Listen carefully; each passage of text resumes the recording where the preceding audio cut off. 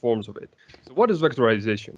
To think about that, we have to go back on what we've been used to, which is scalar instructions. Okay, so these instructions are called like that because they operate with scalars, which are single pieces of data. Okay, for example, a scalar addition gets one integer and one other integer, adds them together, and produces one integer. Okay, so this is why this instruction is called scalar. Now, the last couple of years, some new instructions have been introduced, and these instructions are called vector instructions because they operate on vectors. Okay, and a vector is basically multiple but separate pieces of data packed together in a single storage location. So for example, for scalar instructions, we have scalar registers. So like the EAX register that you might have seen has like a single integer in it. These vector instructions have multiple integers in it. So here we see, for example, 8 boxes packed together in a single register. And these instructions now operate usually element-wise. So for example, a vector addition will take 2 such vectors, it's going to add them element-wise, and it's going to produce a vector of, in this case, 8 integers. Now, the key thing here is that almost all such vector instructions operate at the same latency as the respective scalar one. This means basically you can get 4x or 8x speedup for free, because if you can do one operation at the same latency as you can do scalar, but actually you do 8 of them, you effectively get an 8x speedup. Now, vectorization is the process where you convert some scalar code to one that uses these vector instructions, and it can be done by hand or it can be done by the compiler.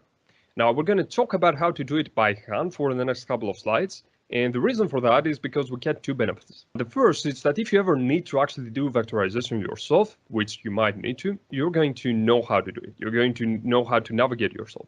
And the second reason is that in that way, we're going to understand what are the struggles that the compiler has to go through to produce vectorized code.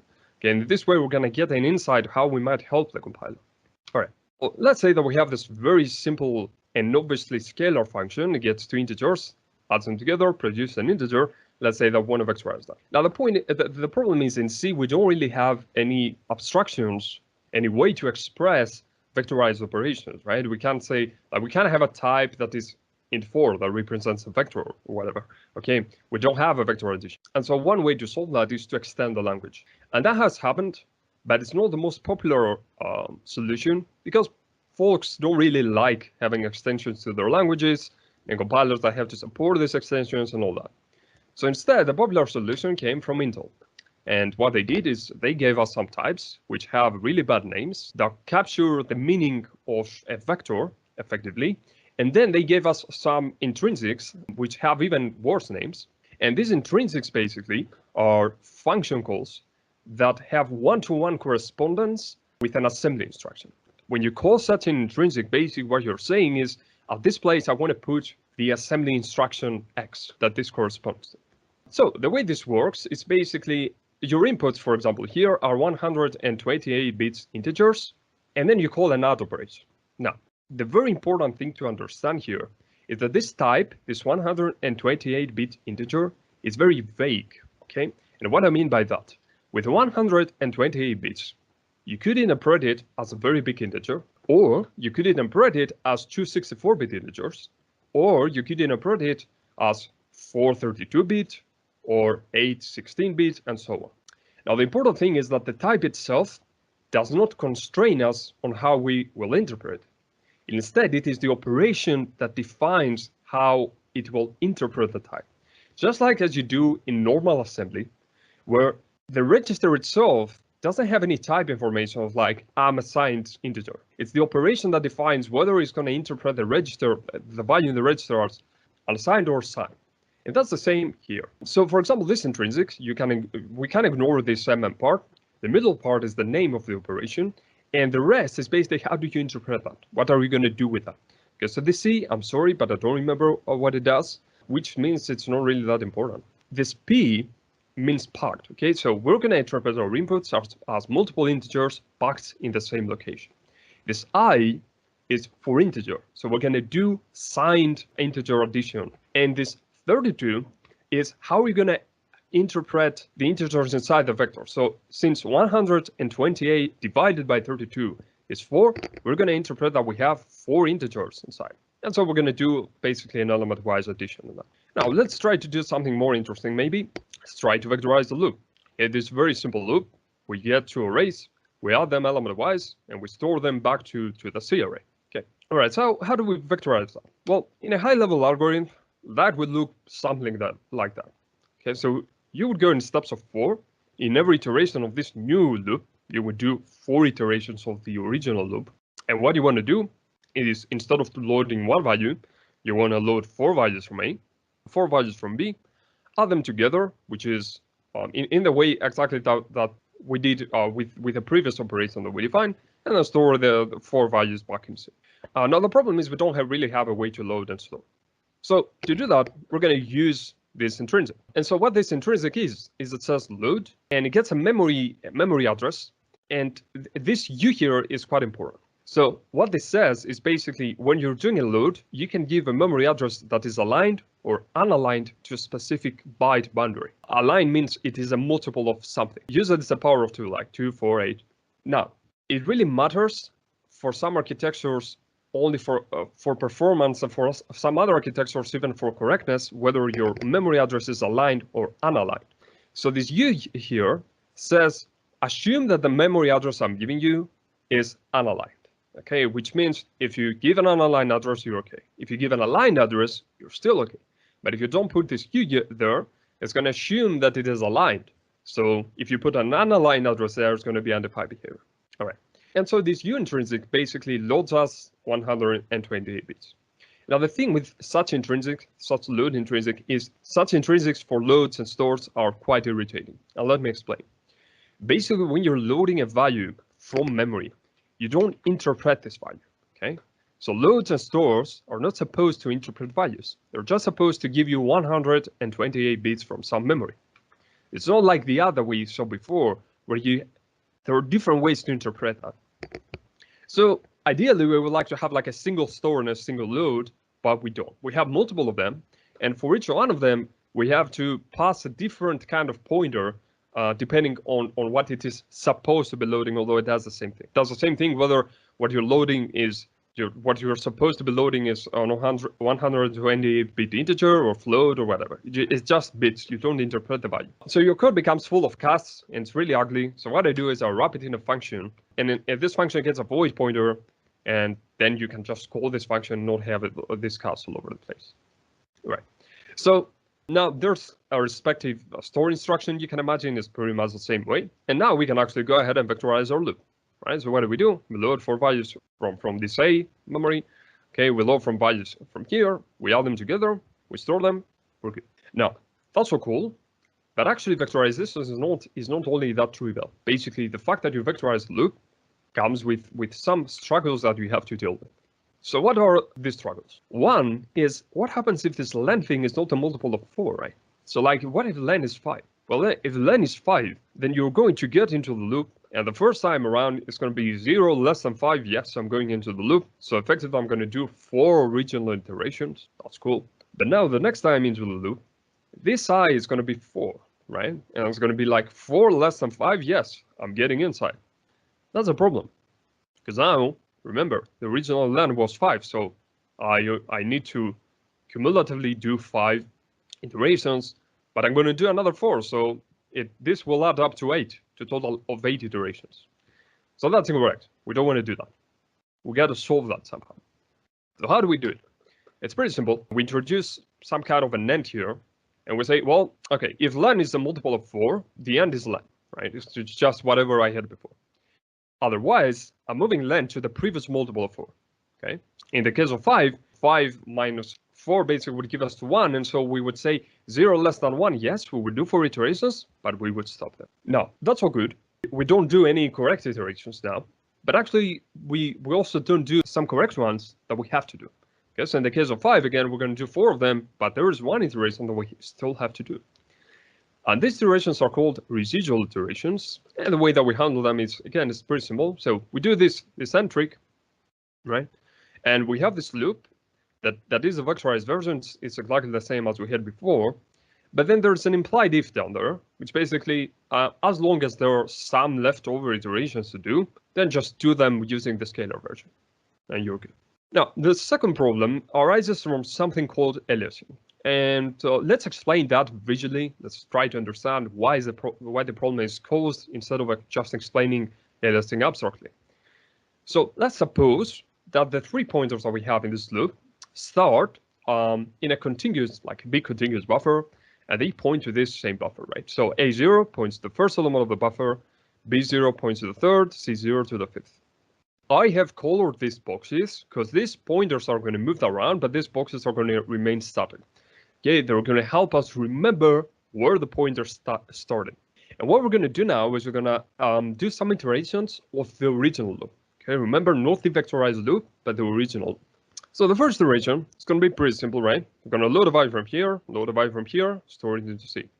Cool. Next iteration, load a value from here, load a value from here, add it, store it into C. Now the third iteration is pretty important because you see B loads from where we stored before, right? We marked this as where we started. If you remember, 2 iterations before, we stored there. Now we're loading from that. Now that's pretty important because before we got into the loop altogether, this box here had a different value, like say 7, right? But in the first iteration, C stored there, it has now 13, let's say. Okay, and we want to load this 13 value. We want to keep the semantics of the original loop. But actually, if we vectorize, I'm sorry that the colors changed. If we vectorize, that changes. Okay, so A now, it doesn't load 1 value, it loads 4 values. And the same comes with B. Okay, B, this green thing, loads 4 values. It doesn't load 1 value. That's kind of a problem because you see B loads from where C would store, but it doesn't store, right? Because C has not, we have not even used C yet. We're just loading. But because we're loading 4 elements together, we don't, the way I think of that is we don't give time to C to actually store there. And that's a problem. That is semantically incorrect. We don't have to do it. And so this is caused by something called aliasing. So aliasing, you can see it in many different contexts. In the context of a function, we say that 2 pointers alias if they access at least one memory location that is the same among them. Okay. So for example, in this case, A and B alias, because they access these 2 locations, they both access these 2 locations, and B and C alias, okay, because they access these 2 locations. And of course, aliasing is transitive. If A aliases with B, B aliases with A. So in the case of aliasing, there are 2 things that we can do, either us or the compiler. So either we check for that, right? We check with aliasing. So for example, this A plus len is the range that A accesses, and we say, well, if A and going plus to len overlaps with B, which is basically what these 2 tests check, then we have aliasing, and we're gonna jump to the scalar version of the loop. Now, another way that we can handle that is if for some reason we know that the pointers that we'll get don't alias, we can put this restrict qualifier in the pointer, which basically informs the compiler that, hey, this pointer is don't alias, don't worry about that. And that way the compiler doesn't have to introduce these checks. So I'm not really sure how we should go about with questions, but I would say let's do a couple of them right now. It's actually quite important that these things are understood before we move to the second section. I have a question. Yep, let's go on. So the thing about vectorization is good because you can do 4 or maybe 4 or 8 or any number of items in one shot compared to only once in scalar. But the thing is, isn't that advantage actually probably being offset by just by loading that into those registers from memory? Won't it take time to load from memory into registers? No, not really. Okay, so when you're here doing one load, instead of doing one vector load, I should say, instead of a scalar load, is actually not different. The reason for that is it doesn't have so much to do with vectorization as much as it has to do with caches. Okay, so when you're loading from memory, you load into cache line, so you don't load like 1 byte or 4 bytes. Okay, you're loading a whole cache line, which usually is 64 bytes. So since you're going to load a whole cache line anyway, it doesn't really matter if we're going to load, like if you're gonna then use 4 bytes from this cache line, or you're going to use 16 bytes. Now this comes with a caveat though. It has to do with what I said previously about alignment. Whether the memory address that you're loading from is aligned to the cache line size, okay, to the cache line boundary as you might hear it, is important. So if your memory address is aligned to 64 bytes, it is a multiple of 64. That is faster loading from such cast lines, no matter whether you are doing a vector load or a scalar load.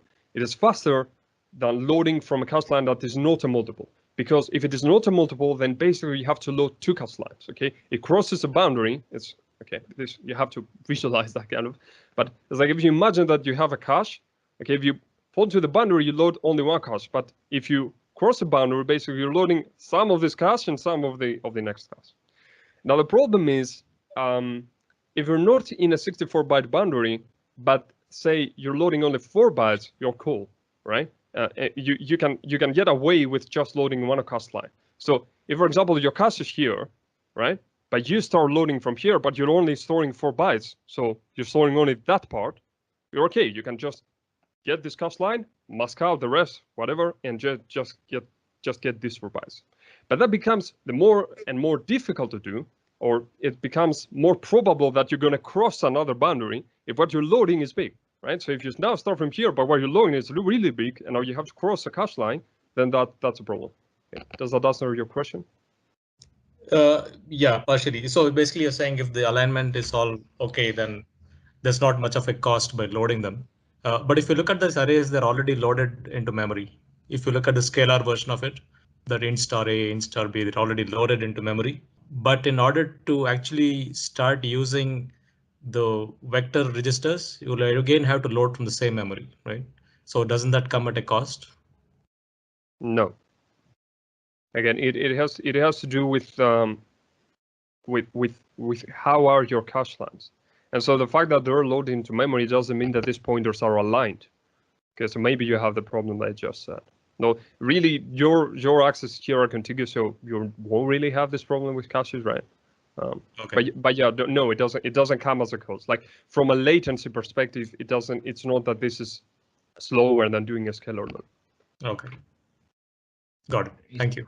Stephanos, I have a question here. So you are saying that alignment matters, right? So alignment will be faster. So my question is, what if that alignment of, let's say you are storing A and you are loading B. So what if the alignments are different? So which one you would give preference to, A or B?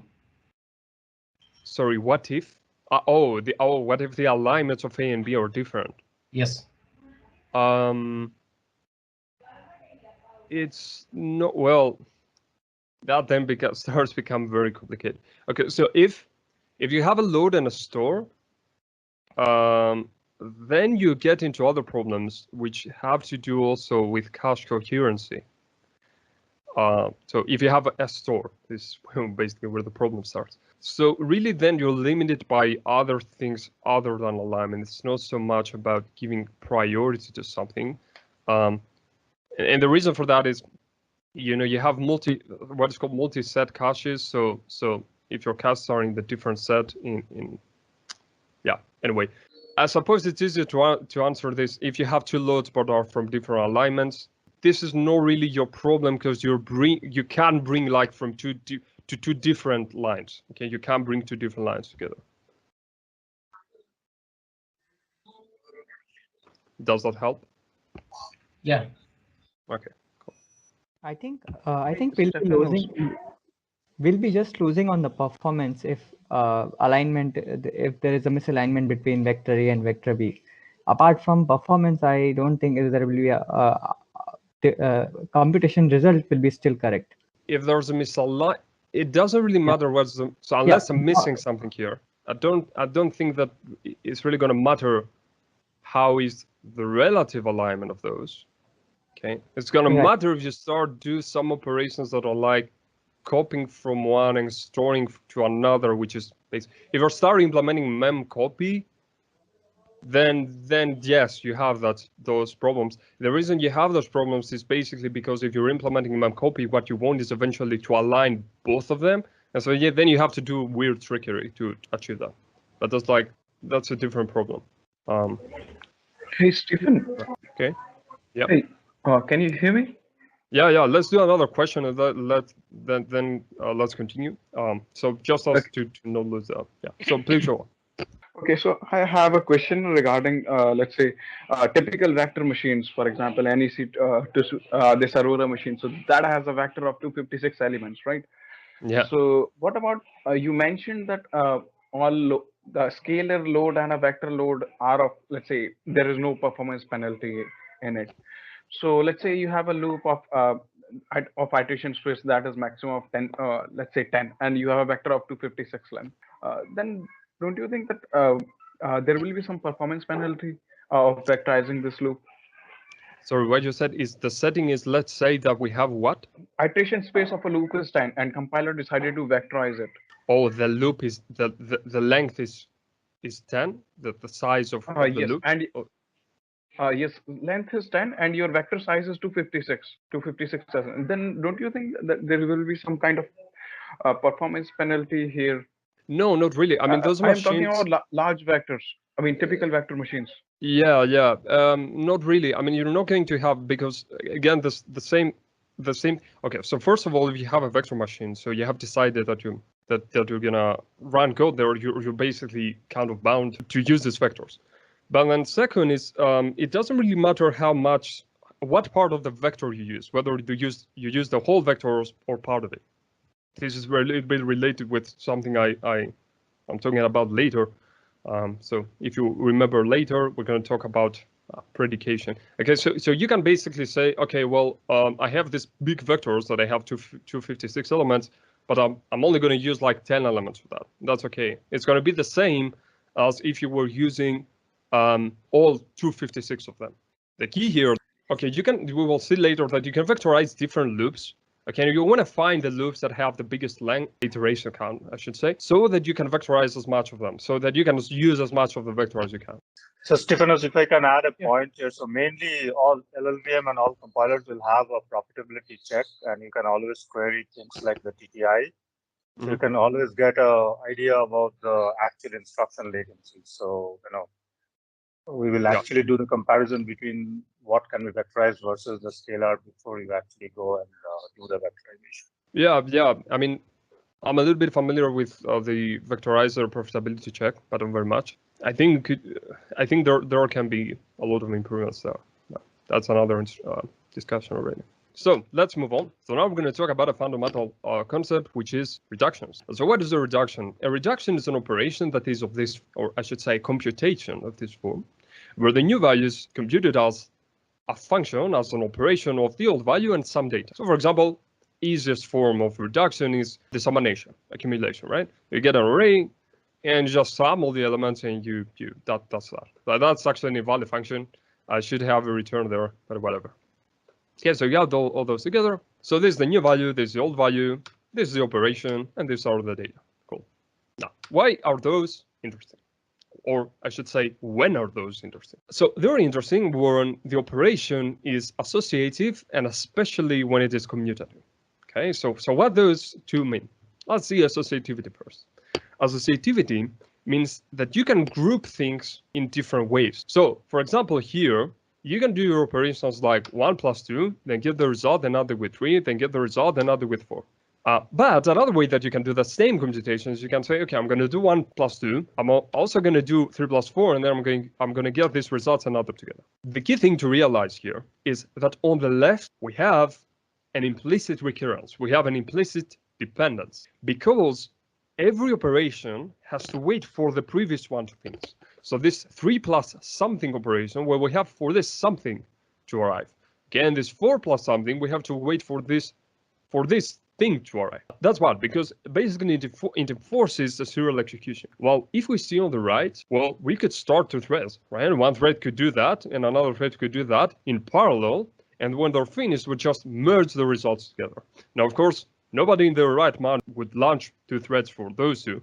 But if you imagine that you have like 1 billion numbers and 8 threads, each thread can get 1/8 of the numbers. And then you can maybe have like a thread in the end which just merges the 8 partial results. So associativity is you can group things together, you can get partial results, and then add them together and you're going to be fine.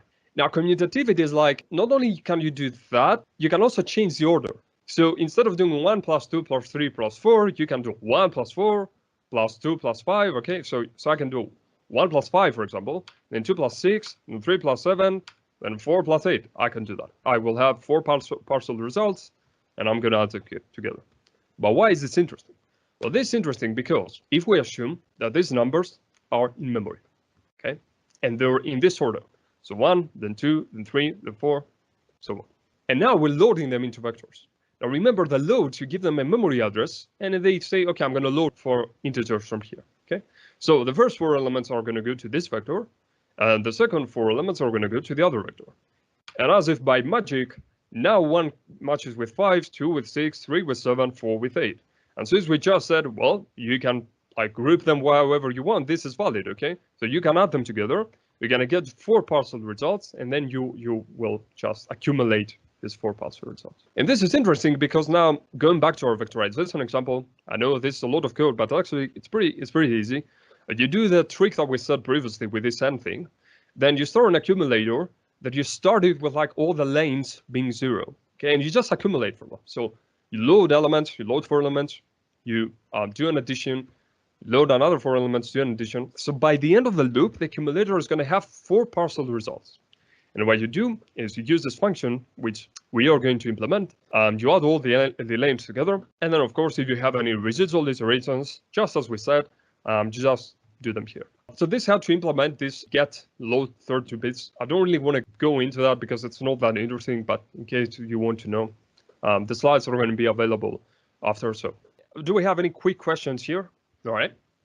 So let's go to vectorizing conditional code. Now it starts getting fun. So condition code, it's actually pretty easy to vectorize if the condition impacts either all lanes or none of the lanes. Okay, so this condition, for example, let's say I want to vectorize this loop, right? It has an iteration count of vector width, basically how big are our vectors. So we expect that we would be able to vectorize this loop. Now, in this case, this condition is loop invariant condition. So basically, either it impacts all the iterations of the loop that you're going to try to vectorize, or none. So basically, either it impacts all the lanes of the vectorized version or none.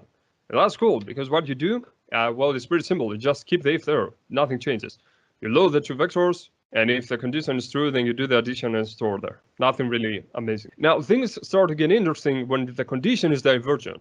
And divergent means that the condition changes in each iteration. It's not static. It's not loop invariant. You can't hoist it out of the loop. That's kind of a problem. The reason is that now the condition impacts some lanes and some other lanes not. And that's a problem, because up to now, what we have talked about is like you do a vector addition, for example, and you do like 4 additions at once. Okay, there's no really sophisticated reason there. Oh, do the additions for like these 2 lanes and don't do it for these 2 lanes. Okay, we have not seen something like that. So that's basically is what makes conditional code, vectorizing conditional code, a little bit difficult. So we're going to handle basically a generic form, which is going to be you have a loop, vector width, and based on some condition that is divergent, either you save on your result, which in this case is the value, you save some computation, else you save some other computation. And in the case, of course, that you don't have an else, this other computation is whatever there was in the memory before. How do you vectorize? So that's going to sound a little bit dumb, but actually it's pretty smart. What we're going to do is we're going to introduce these 2 temporary buffers. Okay, we introduce them only to help us. They don't serve any other purpose. And what we're going to do is we're going to run the loop, and we're going to save in one buffer the results of the first computation, of the if part. Okay, so we save all the results, like the if did not exist, and we only had the if part. And we do the same thing for the else part. Okay, we run the loop without the conditions, just with the else part.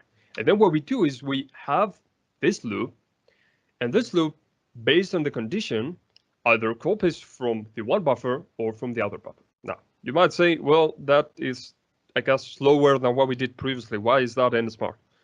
And the reason is, well, okay, first of all, we can vectorize that, right? It's vector width. We suppose that we can vectorize that. It's one instruction. Then we can vectorize that too, using the same reasoning. But most importantly, in modern architectures, we can vectorize that, okay? So Intel x86 64 architectures, they have some operations which are usually called blends. I'm not gonna show the code here, but you can find it out. It's pretty easy. Oh, by the way, something I forgot to say. Okay, that's pretty important. We have to go way back. Okay, when we talk back about intrinsics here, I have put this link and the slides were gonna be available. Well, it is the Intel Intrinsics guide, so you can go there and search about assembly instructions and what intrinsics corresponds to them, or search an intrinsic and what instruction corresponds to that. You can see some pseudo algorithm of what this intrinsic does. It's pretty cool. This blend, what it helps us do is we basically give it 3 registers. Okay, the one register acts as a condition. And what it says for the other 2 registers, it says, okay, based on the condition, I'm either going to copy to the result register either from the A register, whatever, or the B register. Okay, the first register you give me or the other register you give me. And basically now you can do this whole vectorization thing. You can vectorize your loop with 3 instructions. And this is called predication. Predication, well, in general is the idea that your instruction can act based on a predicate. So some new Intel architectures have like more predication support. I think ARM has full predication, like every instruction can be predicated. So you can do an add and say, well, do this add only for this lanes or whatever. So Stephanus, one issue with that policy is if you have unsafe operations like division by 0, you cannot do a blend. Yeah, that's a really good point. And you might have other kinds of undefined behavior. And basically, yeah, I was thinking about that when I was making the slides, but I was like, okay, let's not make this super complicated.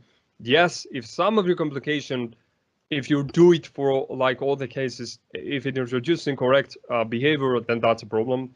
Also, a problem arises if some of your computations is like way slower than the other. So imagine that, for example, that in the case that we have here, this if part is like very slow, okay, or it's substantially slower than this. But the condition is such, and you don't know that because it's at runtime, the condition happens to be such that most of the time you go to the else part. So most of the time you don't do the slow condition. So then you're going to spend a lot of time actually doing these computations just to disregard most of them. So yeah, those are real struggles. Thank you. Okay, thanks. So do we have any question here? Hey, Stephanos, just can you go back to the previous slide? So where is the exact vectorization happening? Because it's the third loop is also running vector with, right? I am a little confused. So the third loop. The third loop is basically the hardware, the implementation. Okay, so none of this happens on software. When I say one instruction, it's reading hardware. And this is basically the algorithm for how these blend instructions work. Okay, so you give them, just as here I have a temporary A and B buffers, basically how you implement it is you have an A and B registers, okay? And so in one register, you put the sum computation, and in the other register, you put this some other computation, okay? And when you're going here, you issue this blend instruction, and you put in a register this condition, and now you give to this blend instruction 3 instructions, okay? And you say to this instruction, using the condition register, copy to the result on each lane. So if on a specific lane the condition is true, copy from the first register from this lane. Otherwise, if it's false, for this lane, copy from the second register. Does that make sense? So if we do a more vector-like representation, sorry for that, it's irrelevant, but like you have these 2 registers, imagine another register here up to the top, right? And you see the condition, and you say, well, it's true, so I'm going to copy from that in the result. Okay, that's the second lane, the condition is false, so I'm going to copy from that in the result. Does this make sense? Yeah, okay. So let's move forward. So now we're going to talk about auto loop vectorization. Okay, so this vectorization where you're trying to vectorize a loop that is not innermost. Okay, an innermost loop is a loop that doesn't have any other loop inside. So in this case, maybe you want to vectorize this side loop. And let's try to motivate why you might want to do that. Let's understand a little bit what this loop does. So we have some a 2-dimensional matrix, this A matrix. And what we do is we go on that in column order, because you see it's ij, but here we go ji. And so we go to a whole column, we accumulate the values in an accumulator, and then we just store it in an array. So visually, basically how that would look like is if A is that, and we imagine that M is big in the real world case, okay, and that's true for N2. Right, and so this is stored in row order. So this comes first in memory, then this, right? And then you have this B array somewhere. Okay, what you do is, you're getting an element from here, and you're adding to the other element, you're adding to the other element, you basically add the whole column. Now what you can see here is when M is large, basically you have cache misses in like every load, because you're loading from here, you're loading a cache line from somewhere around here, but the next element that you're trying to load is like way ahead. Okay, so we're gonna have a miss in every element. So miss, you add them all together, you're storing B. That's what you do. Then you move to the next column. One thing you can do from that, oh, actually one thing that is pretty important here, you can vectorize the innermost loop. or it would look really ugly, because these loads that we did, remember, these loads, we tell them, well, this is the memory, load me 4 elements, but they load from the next memory address, right? So if we issue a load here, it's going to load these 4 elements, not these 4 elements. Okay, so it's pretty difficult now to vectorize the innermost loop. So maybe what we want to try is interchange. Now the problem with interchange is, first of all, it's not trivial for the compiler to do. So it has to zero this B array, and then it has to move this B that was previously, after, into the loop that we now interchange. And that's kind of a problem for multiple reasons. So first, the interchange, as I said, is not trivial. The second is that now we have a store in every iteration. So we have 2 loads and 1 store. Anytime that we're trying to write high performance code, having a store inside the loop is not really a very good idea if you can avoid it. And the reason is that modern architectures have 2 units for loads, but 1 unit for stores. And so this is basically, you hit a speed bump, right? So it's, if you can avoid it, please avoid it. Visually, what this looks like is you get to this element, you add it to the B array that you have zeroed, then you go to the next element for the next element of the B array, blah blah, and you go again and you add now. Okay, so you effectively have changed the behavior. Now what you're doing, now you have a good locality, right? Because now you're moving it into this row order fashion. So that's good, but again, the interchange is more difficult and you're bounded by the store. Okay. So maybe one of the things that we can try is maybe we can try to outer loop vectorize that, right? So vectorize the outer loop. So how that would look like? Yeah, sorry. Okay.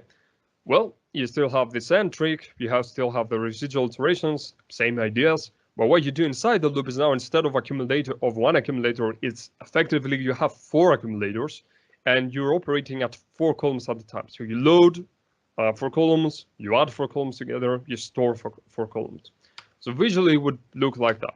Okay, so you load 4 of them, you would add the next 4 of them, the next 4, so on and so forth. You still have the misses, right? But now you do 4 times the work, so it's a little bit better. And you store the stuff. Now, this whole thing becomes very interesting when you consider conditional code. Okay, so this is the same code that we had before.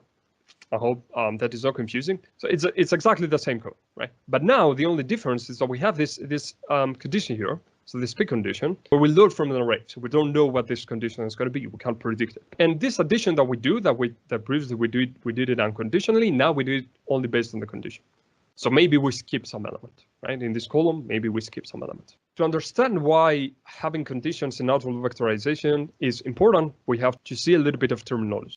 And I don't really like to have text in my slides, but that's pretty important. So it says, oh God, there's a typo. Anyway, a uniform value is characterized in relation to a loop and is one that does not vary because of this loop. So this because of this loop is very important. Okay, so we have a value. If the value does not change because of the loop, it may otherwise change, but if it does not change because of the loop, then the value is uniform in that loop. And divergent is anything that is not uniform.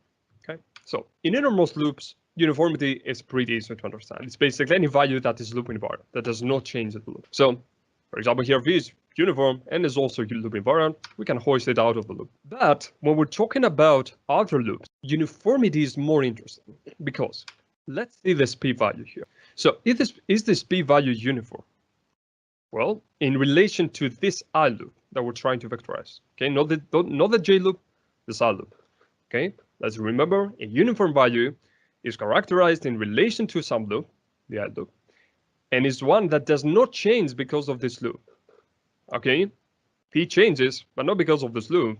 It changes because of this J loop. So J is used to index this pointer, and of course it changes because of that, but it doesn't. But I does not impact that. So basically, P is uniform. Okay, for this I loop. But is it loop invariant? Can we like hoist it out of loop?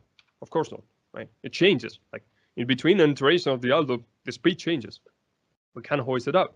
Right? But the fact that it is uniform is actually pretty important because it means that this if here can remain, we can vectorize the loop and this if can remain scalar.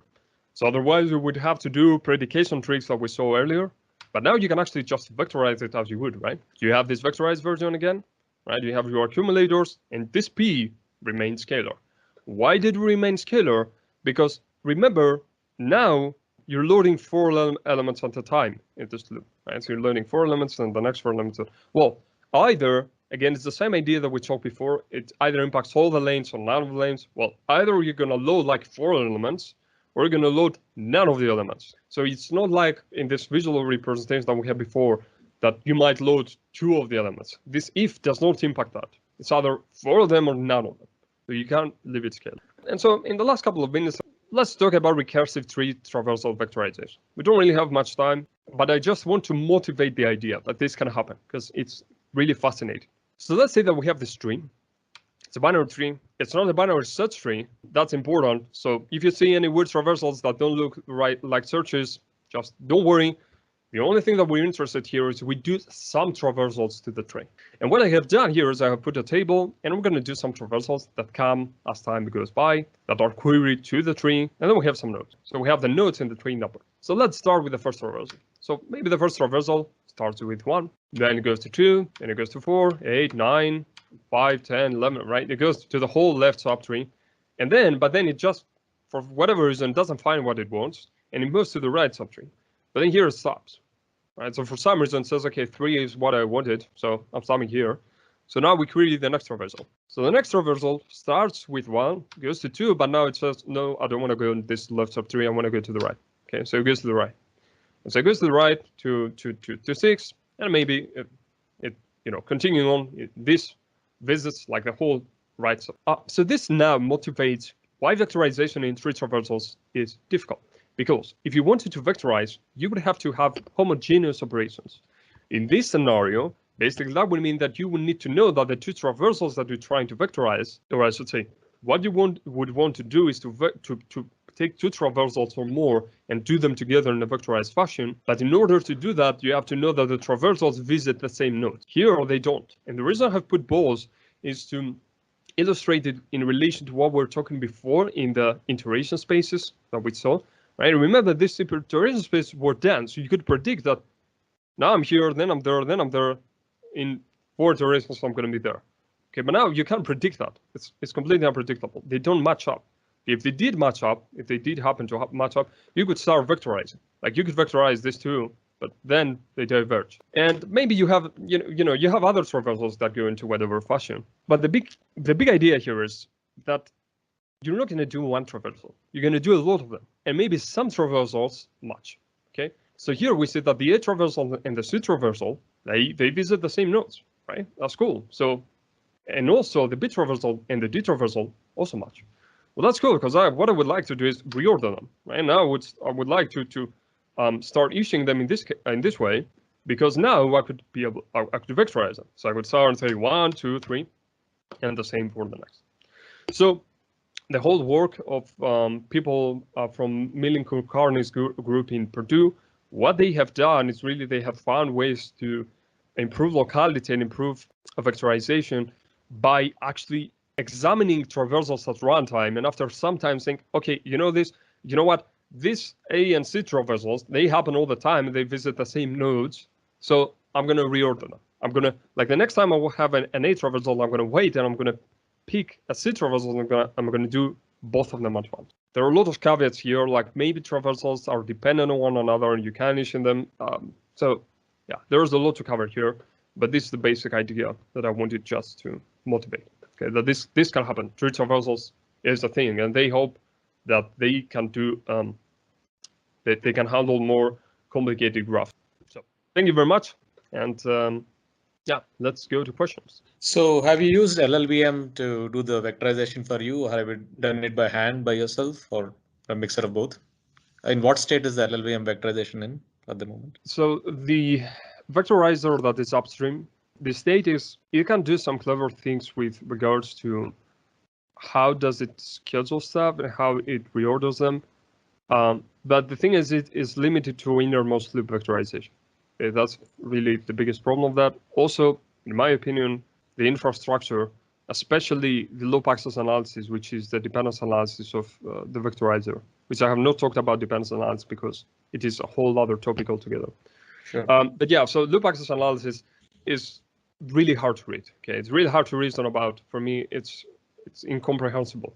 But yeah, the biggest problem of the vectorizer is really its innermost only. Now, that said, in NEC, I work with a person called Zimmerman. Actually, Zimmerman would give this talk with me, but something sudden happened. And yeah, so he had developed something that's called the region vectorizer. And the region vectorizer is basically, it can do outer loop vectorization. And outer loop vectorization had been visited before, but like in a constraint form, where you could only do things like, for example, well, yeah, where is, oh my God.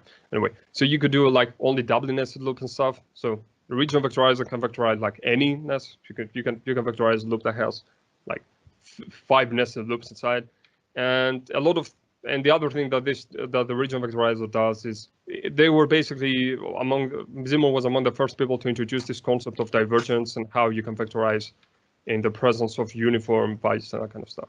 So okay. So yeah, the region vectorizer is very powerful, and I would hope that it gets upstream someday. But and we're working on that, because one of the problems of the region vectorizer is that it was manual, so you would have to manually say vectorize this loop. But now in the summer I worked in dependence analysis, so now it is automatic. And what we're working on now is making a cost model for that, and then suppose it can, it can have wider adoption, because I really do think it's very powerful. And to me, the most important thing, like, because I'm a student, among other things, is very easy to understand. So it's very easy to understand the code. It has semantics. It preserves semantics as it does transformations and all this kind of stuff. The other thing that exists in LLVM is vplan. Okay, I don't have much experience with vplan. In my understanding, this is Innermost only 2, but it has done a lot of things with regards to cost modeling and profitability analysis and that kind of stuff. So Stephen, that was my question actually. So this region vectorizer is not going to be a part of vplan, right? Or are you going to integrate with it? No, it's not going to be part of the plan. So okay. It was, I think there were some discussions some years ago. Yeah, but no, there are 2 separate projects now. Well, they didn't become one. So Stephanos, are you only working with kind of C++ front ends, or let's say something like NumPy or something? Are you able to vectorize in some form? Well, in the source level, if the question is whether I vectorize NumPy code and stuff by hand, no. The only thing I vectorize by hand is C and C++ code. Maybe sometimes you drop into assembly. But yeah, but of course there's a lot of work, like I suppose NumPy and stuff, they lower to C, that is actually, or maybe assembly, that is very much vectorized. Really, the concept is what matters, and whether the function, whatever you're writing in NumPy, whether it is powerful enough to express enough things so that a low-level vectorizer, because you're never going to vectorize in Python, you're going to vectorize in C. But the point is, what you're writing in Python, how much information are transferred down to the vectorizer so that it can do its job well. Okay. So do we have more questions? Oh, I guess no. Thank you so much, Stephanos, for taking all the time. It was really very amazing talk, very informative. Thank you so much. Thank you, thank you. Rishabh. I'm just going to the first slide just because I forgot to put my email on the last slide. So if anybody wants to contact me for any questions or whatever, feel free to do so. And yeah, thank you very much for inviting me here. It was very great. I hope we can do that again with other topics and stuff. Very interesting talk. Thank you. Yeah, thank you very much. Thank you. Thank you, Stephanos. Hey, bye-bye. Bye. Thanks, Stephanos. Bye.